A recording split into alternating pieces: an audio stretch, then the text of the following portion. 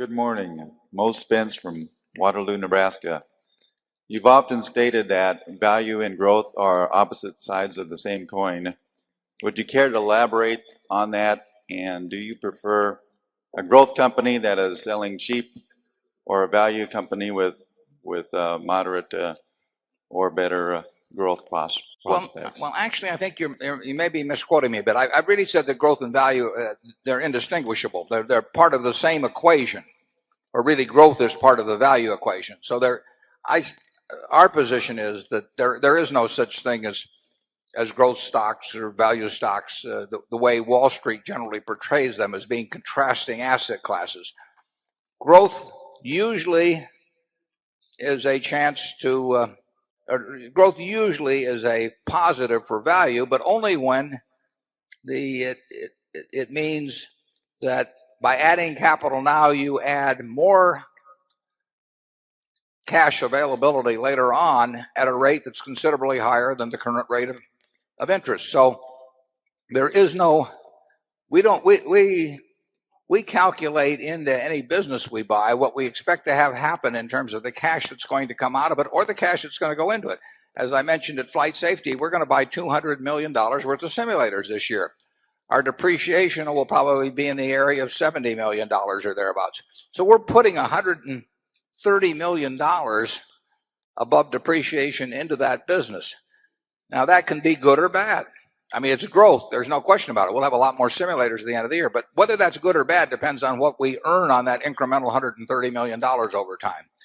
So if you tell me that you own a business that's going to grow to the sky, and isn't that wonderful? I don't know whether it's wonderful or not until I know what the economics are of that growth, how much you have to put in today and how much you will reap from putting that in today later on. And the classic case again is the airline business. The airline business has been a growth business ever since that Orville took off.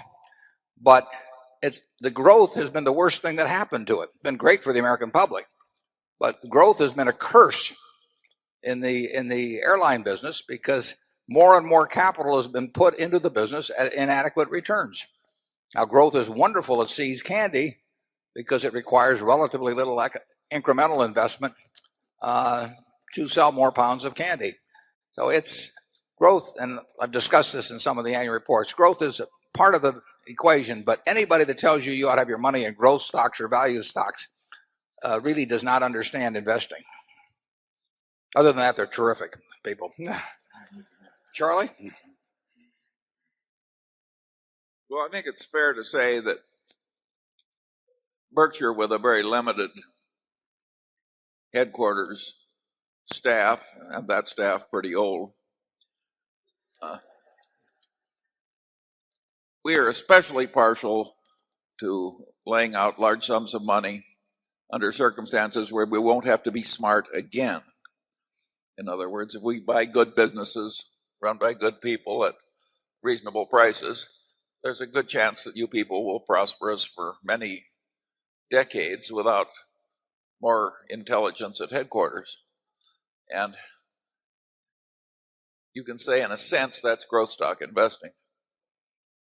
Yeah, if you'd asked Wall Street to classify Berkshire since 1965, year by year, is this a growth business or a value business, a growth stock or value stock, who knows what they would have said.